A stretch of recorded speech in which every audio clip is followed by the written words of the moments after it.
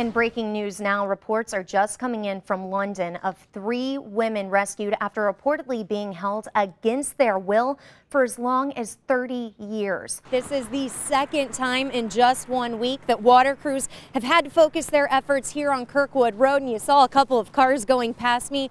The good news is the road is still open, and right where I am standing, this is where they had to patch that water main break. They don't even know what car they're looking for. They do not know the make, the model, or even the color of it. We are also following a bus crash involving Parkway Elementary School students. Right now, we know multiple people are being transported, but Parkway officials tell us everyone is expected to be okay. This happened at 141 at Dutch Mill Road, and we will continue following both of these accidents.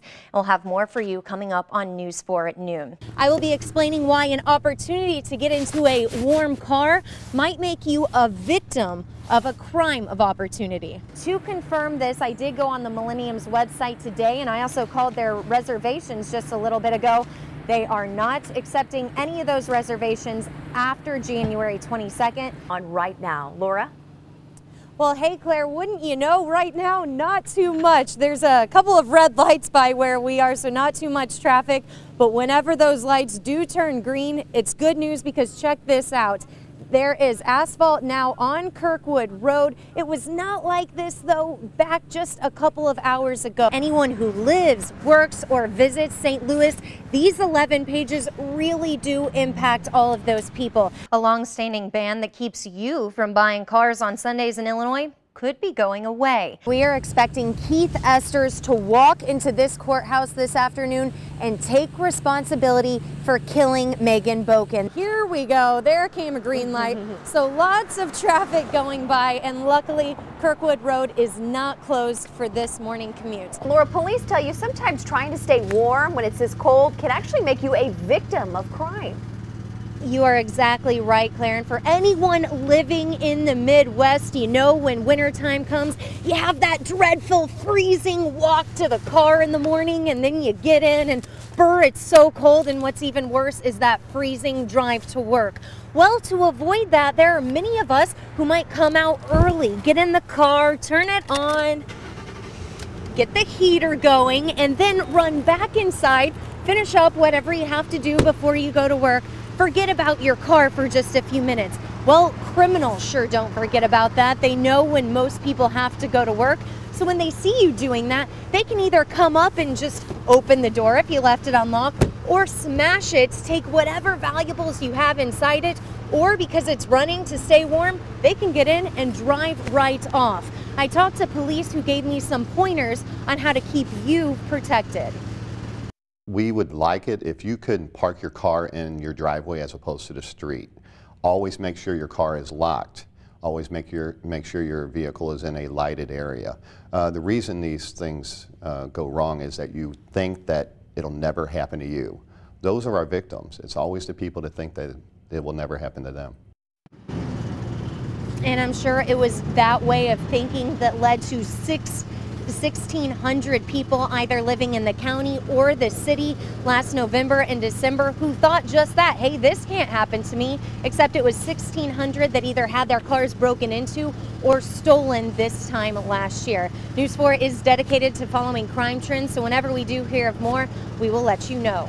Reporting live downtown, Laura Hettiger, News 4. Last October. I sure have, Claire, and honestly, this year there haven't really been many attacks on delivery drivers.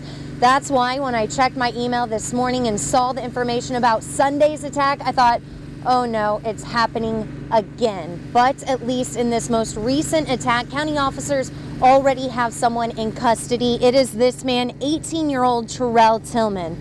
Tillman and another suspect are accused of holding up that emo's driver in North St. Louis County.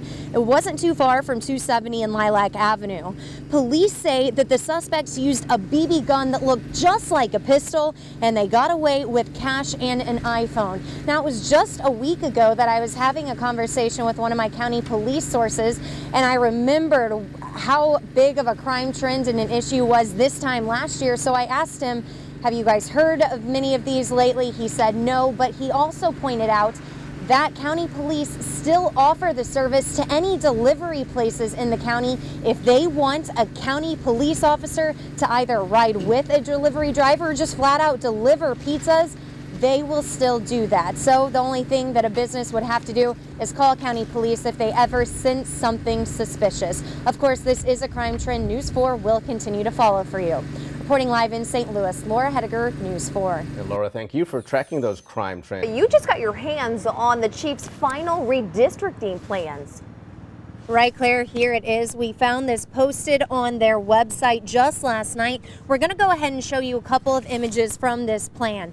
The first one is the way the city is districted right now. You'll see 9 different areas. The second image you are going to see is how Chief Sam Dotson wants this redistricted. Now, I followed this story for a couple of months, and I reread the chief's latest blog post this morning, and he says that all these changes are data driven, meaning a whole lot of people looked at a whole lot of numbers. And the chief says that these new areas will help his department keep you safe and help you feel safe. Now, the next step in this is getting your feedback. So if you have questions or comments or concerns about this, all you have to do is go to the department's website. That is slmpd.org, or you can stop in at a patrol station and you can look through all of this and then fill out a questionnaire that'll get back to the department. But News 4 will continue to monitor this and find out when this final draft is going to become a final presentation that the chief is going to make to the police board. Of course, any changes, we'll let you know. Reporting live from police headquarters, Laura Hettiger, News 4.